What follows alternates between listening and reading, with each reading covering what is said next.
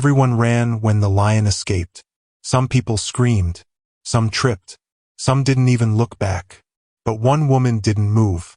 She stepped into his path, dropped to her knees and held out her hands. And when he looked at her, she whispered one word that no one else could have known. "Let me take you back to where it all began." Isabelle hadn't planned to go to the zoo that day. She hadn't planned anything in weeks. After leaving the army, her days were mostly the same. Wake up.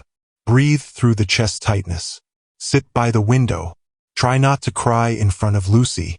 Her sister had begged her to come, just for a few hours, just to feel the sun on her skin and hear people laughing again. "You'll feel better," she'd said. "You used to love animals." That word, used, stuck in Izzy's chest the way pain sometimes does when it has nowhere to go. She agreed only because Lucy had asked. Her niece, small but smart, had pulled at her hand that morning with a gap-toothed smile. "Please, Aunt Izzy? Giraffes first." So they went. The zoo was crowded but not too loud. She wore her old military jacket even though it was too warm. She told her sister it was for comfort, but really, it was because she still didn't feel like herself in anything else. That jacket reminded her of structure, of purpose, of who she used to be before the shaking started in her hands. Lucy skipped ahead with a red slushy cup, already pointing at signs and asking questions she didn't wait for answers to. Izzy followed slowly, scanning everything. Her eyes never stopped scanning, not even now, months after returning. Her body moved calm, but inside she was wired tight. Every sound pressed a little harder on her nerves. They reached the lion exhibit right after a school group had passed through. Families stood near the railing, holding kids up to see. Some were eating popcorn. Others held phones zoomed in. The lion inside didn't seem to care. He lay still in the shade, his golden mane barely moving in the breeze. Nothing about him looked dangerous. That's what made what happened next so hard to believe. There was a voice on the intercom saying something about a smoke alarm. "Just a test," someone nearby mumbled. People barely reacted. But Izzy's head turned sharply when she heard the second voice. It wasn't on the speaker. It was a man behind the scenes yelling something urgent. The kind of voice that only rises when something has gone wrong.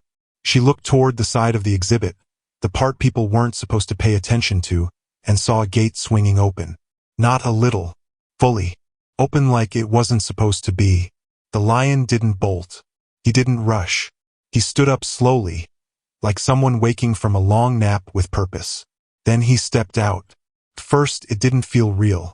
Even the guards weren't sure what they were seeing. A couple of families near the fence turned their heads, confused. A mother dropped her coffee. Then it hit everyone at once. The lion was outside the enclosure, not close to the glass, not behind a fence. He was on the same ground as them. Free. Panic moved fast. Screams came next. One man tripped over a stroller. A woman dragged her son by the arm, shoes scraping the pavement.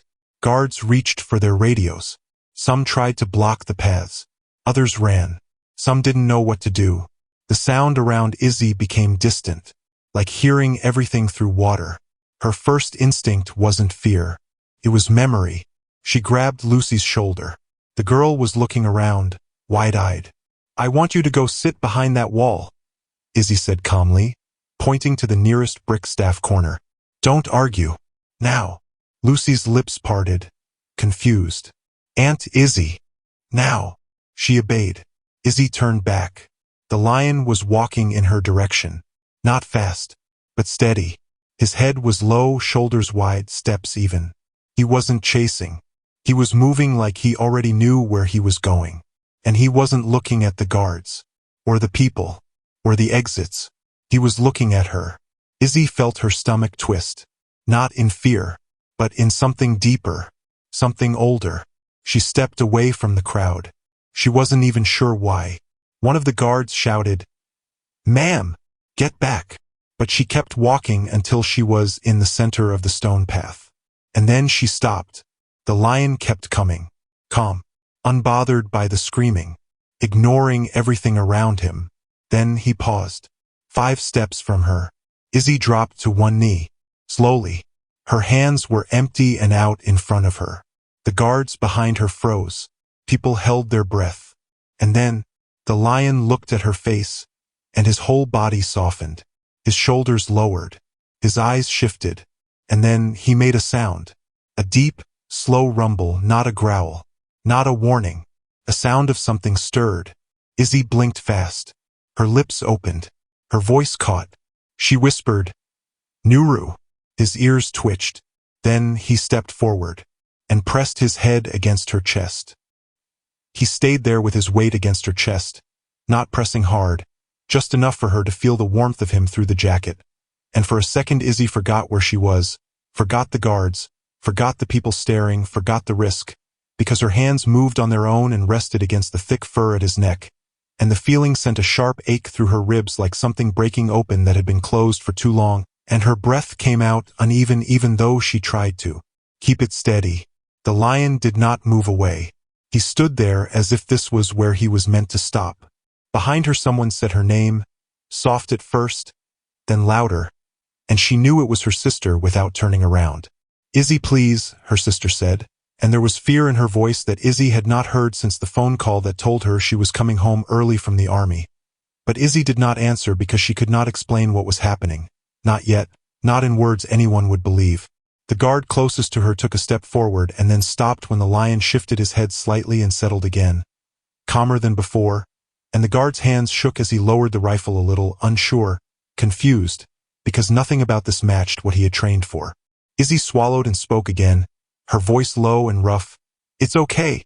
You're okay." And she wasn't sure if she was saying it to him or to herself, because both of them needed to hear it. The lion's breathing slowed, long steady pulls of air, and Izzy felt the rise and fall against her shoulder, and the memory came back so fast it almost knocked her over.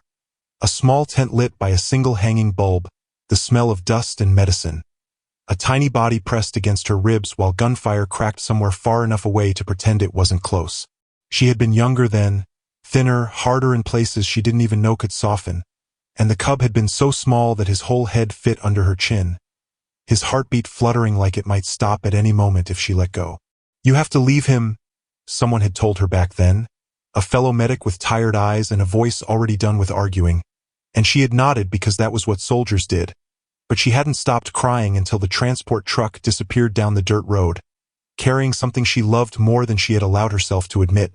Now here he was, grown, scarred, alive, and leaning into her like no time had passed at all. A woman in the crowd whispered, "What is she doing?" And another answered, "I think she knows him."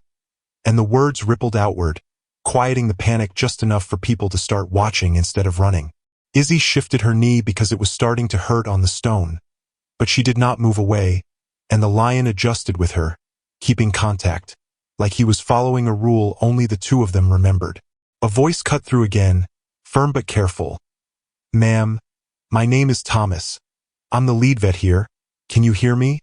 And Izzy nodded without looking back, because turning away felt impossible. "I hear you," she said. "He's calm," Thomas said, and it was half a question. "Yes," Izzy answered, and then after a pause, "He's always been calm like this." There was silence after that, the kind that stretches because no one knows what to say next. And in that space Izzy felt tears finally spill, hot and fast, soaking into the lion's mane, and she did not wipe them away because her hands were still on him, and that mattered more. She leaned her forehead against his head and whispered, "I'm sorry." The words slipping out before she could stop them, and the lion shifted again, pressing closer, and the sound he made was so low and steady that it vibrated through her chest, and something inside her answered it, something that had been quiet for years. Thomas spoke again, slower now. "We're going to give him something to help him sleep, very gently, very slow. I need you to stay exactly where you are." And Izzy nodded because she trusted that tone, the careful one, the same tone she used when she was trying not to scare someone who was already hurting. As the vet team moved closer, Izzy talked softly the whole time, not telling stories, not saying anything important, just letting her voice exist between them, the way it used to when the nights were long and the tent was cold and the cub wouldn't settle. The needle came, smooth and steady, and the lion barely reacted, his weight growing heavier against her as the medicine took hold, and Izzy adjusted, bracing him, refusing to let his head drop hard, refusing to let him feel alone at the end of this moment. When he finally eased down onto the ground, his body stretched out, breathing slow and deep, Izzy stayed kneeling beside him, one hand still on his neck, until Thomas gently touched her shoulder and said, "He's asleep now." She nodded, but she didn't move right away, because standing up felt like leaving all over again. Around them the zoo was quiet, not empty, but hushed, like everyone understood something they hadn't known before. Lucy peeked out from behind the wall, eyes wide, and Izzy finally looked back and held out her hand, and Lucy ran to her and wrapped her arms tight around her neck, whispering, "I was scared." And Izzy closed her eyes and held her niece close, saying, I know," while keeping one hand stretched back toward the lion, needing that contact for just a second longer. Later, much later, when questions had been asked and answered and the crowd had thinned and the lion had been moved carefully to a quiet space, Izzy sat on a bench with her sister, both of them exhausted, both of them trying to understand what had just happened. "You never told me," her sister said quietly. "I didn't think it mattered anymore," Izzy replied, staring at the empty path where he had walked toward her without fear. "Does it still hurt?" her sister asked. Izzy thought about the nightmares that came less often now but never fully stopped, about the way her chest felt lighter and heavier at the same time, about the warmth she could still feel in her hands. "Yes," she said, "but it's different now." A guard walked past them, shaking his head in disbelief, and another staff member whispered, "That lion walked past 3 open exits just to get to her." And Izzy heard it and closed her eyes, because that was the part she didn't know how to carry yet. As the sun dipped lower and the zoo began to empty for real this time, Thomas came back and sat across from her, his voice careful again. "We're looking into his records," he said. "There are gaps. A lot of them." Izzy met his eyes. "I can fill them," she said. He studied her for a moment and then nodded, like he understood that this wasn't just paperwork. As they walked toward the gate together, Izzy glanced back one last time at the place where everything had changed, feeling the weight of what was still to come settle into her chest, because she knew this wasn't the end of the story, not even close, and somewhere behind closed doors a lion was sleeping, breathing slow and steady, and waiting, whether he knew it or not, for the next time he would hear the only voice that had ever felt like home. The next morning came, but Izzy hadn't slept. Not even a little. She tried to lie down, pulled the blanket over her body, stared at the ceiling, counted her breaths, but her mind wouldn't slow. Every time she closed her eyes, she saw his. That look. The way he walked toward her. Calm. Quiet. Sure. Like he had been waiting. Like he had come for her. She sat on the edge of her bed now, legs still sore from kneeling so long on the zoo pavement. Her hands rested on her lap.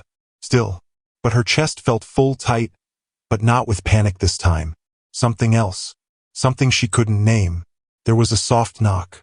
Her sister's voice followed. "You up?" Izzy didn't answer, but the door opened anyway. Her sister, Rachel, stepped in holding a mug. "You didn't sleep." "No," Izzy said.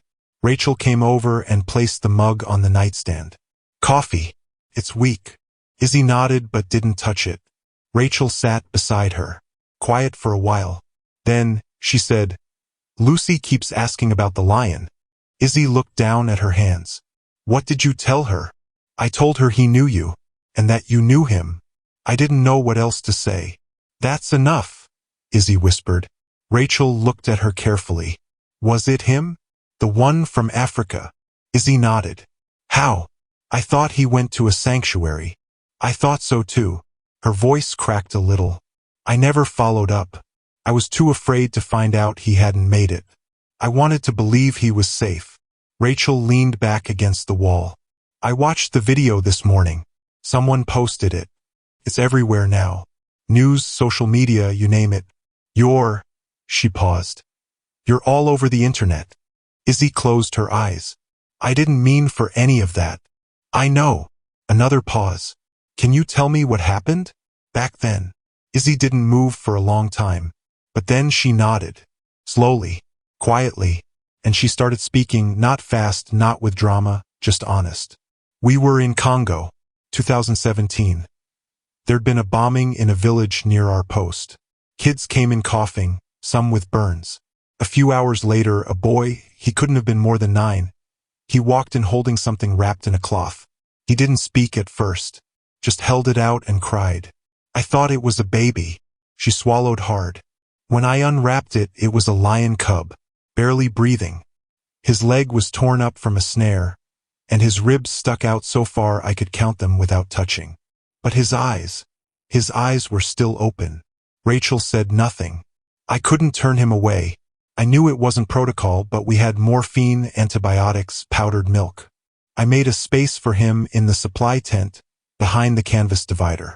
I slept on the floor beside him every night, fed him with a syringe.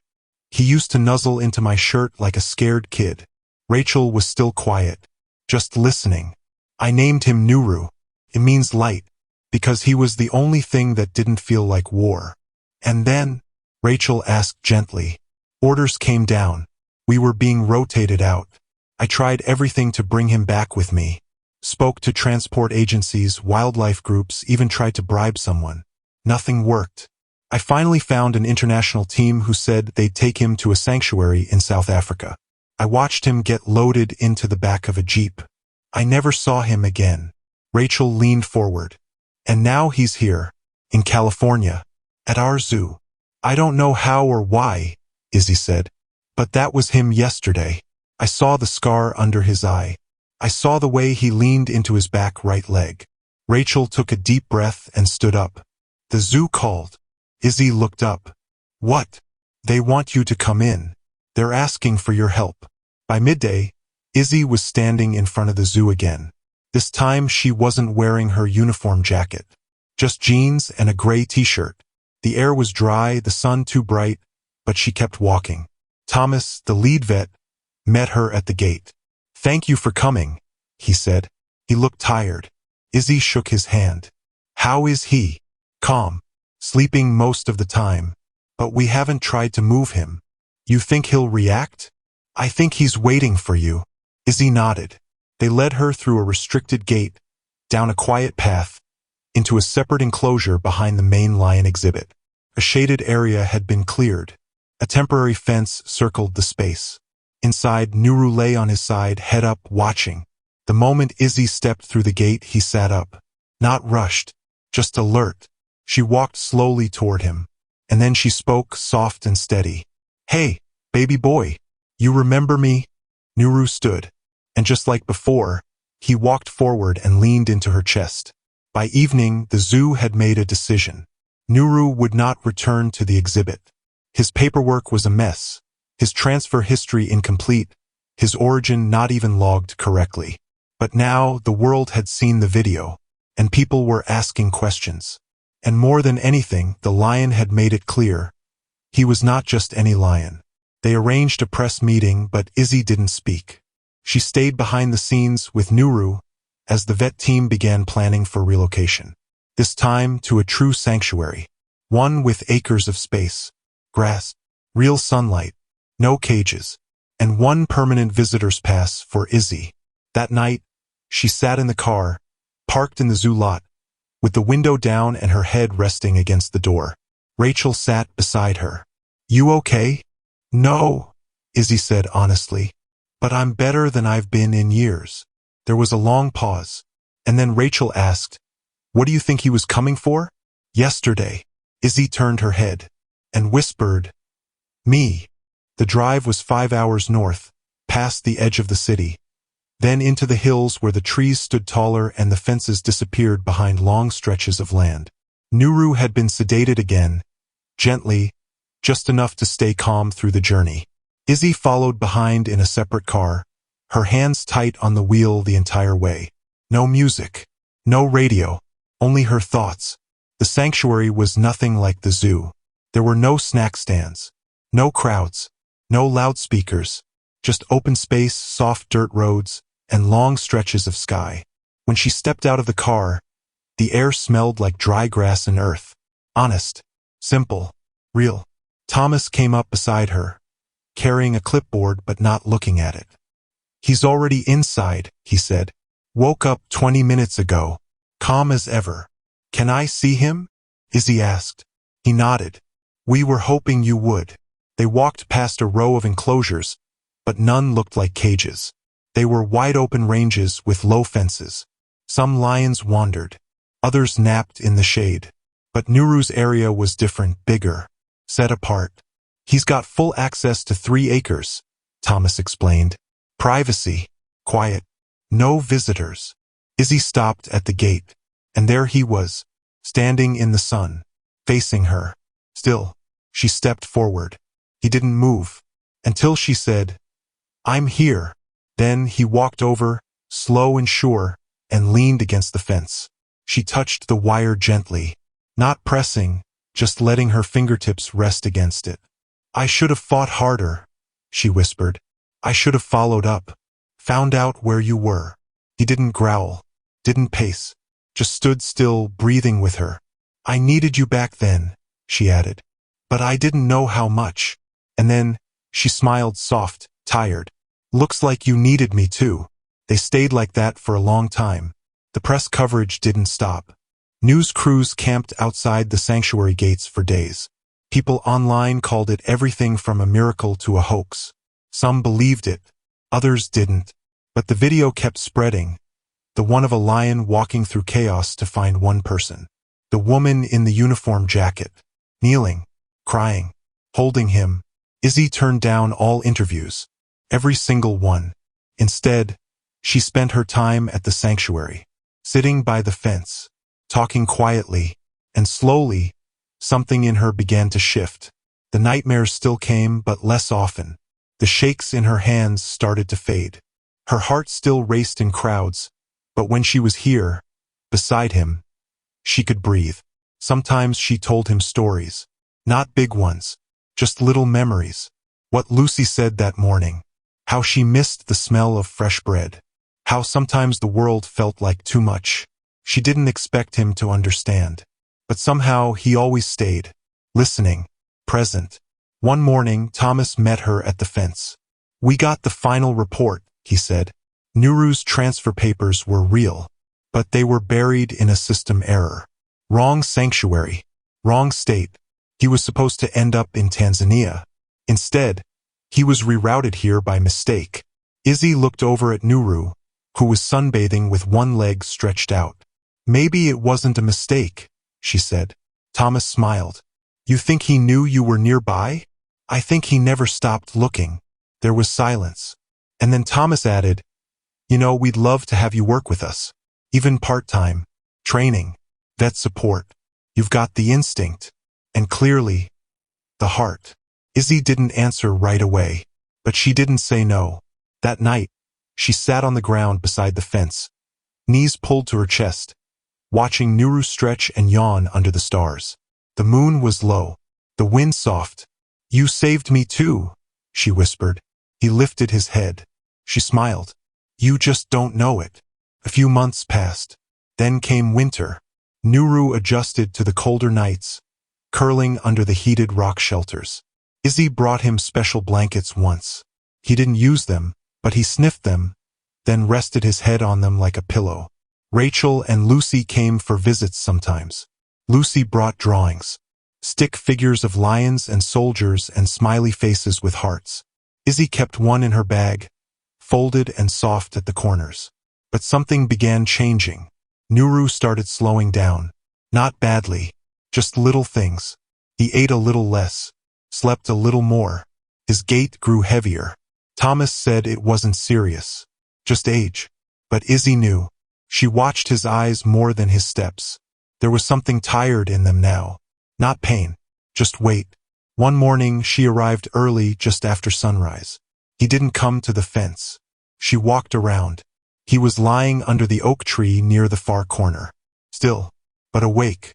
She sat on the other side of the fence and leaned her back against it. "I'm here," she said. He turned his head. And that was enough. They stayed like that until the sun rose all the way. And then she whispered the words she always said when she left. "I'm sorry I couldn't keep you back then." But this time she added something new. "Thank you for finding me." He blinked slow and rumbled. The same low sound he'd made that day in the zoo. The one that wasn't a growl or a warning. The one that felt like home. A few weeks later, Nuru passed away in his sleep. No pain, no struggle. Izzy was there, her hand resting on his mane, her forehead against his side, whispering. The sanctuary buried him beneath the tree where he'd loved to sleep.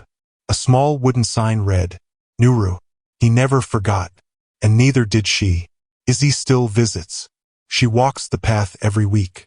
Sometimes with Lucy, sometimes alone.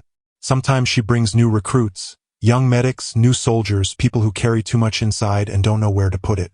She tells them about a lion who remembered her across years and oceans.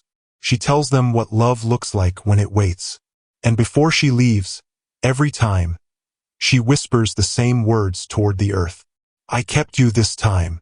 And that was the end of the story, but not the end of the love. The sanctuary felt different now. Not because anything had changed.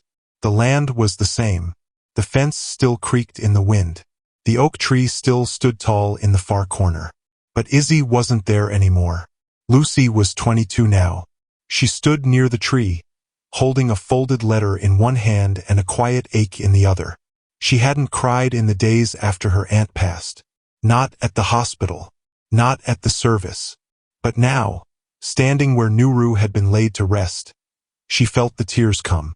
Not fast. Not loud. Just real. She sat down slowly in the grass, right at the spot where Izzy used to sit. She looked out across the field and breathed the same breath Izzy once did. Then, she opened the letter. It was written in her aunt's handwriting. A little messy, slanted left. Lucy, if you're reading this, I'm probably gone. I'm sorry I couldn't stay longer. I would have liked to see you finish school, travel, fall in love. You're the best thing I've ever known. That's the truth. You were there the day Nuru found me. You were small, but you saw it. That moment. That kind of love doesn't come often. Don't waste time chasing what's loud. Find what's quiet and stays. I hope you still come here. Not for me. For you. There's peace here. And if you ever feel lost, sit by this fence and remember. Even when the whole world was running away, he came to me. And I stayed. Staying for someone. That's love. Love always. Izzy. Lucy folded the letter back and pressed it to her chest. I miss you, she whispered. Every day. A soft breeze moved through the grass. And then footsteps. She turned. A staff member approached. We've got something, he said gently. You should see it. She stood and followed him down the hill and around the path to the intake shelter. A crate sat near the edge of the fence. Inside, a small lion cub curled in the corner. Pale fur, skinny frame, wide, blinking eyes. Abandoned by its mother, the staffer said. They found it near the border. Malnourished. Weak. We weren't sure he'd make it. But Lucy knelt slowly. The cub looked up. She didn't touch him. Not yet. Just whispered, Hey, it's okay. The cub shifted forward. The staff member smiled. We haven't named him yet. Lucy looked at the cub, and then back at the sky. She didn't have to think long. His name's Eli, she said softly. It means beginning. And just like that, something old became something new, and love began again. Thank you to my amazing family for staying with me until the end of this story. Your support means the world to me. If you enjoyed this journey, I just know you'll love what comes next. I've prepared something even more exciting and surprising that I can't wait to share with you. Just click on the end card appearing on your screen right now to watch the next one.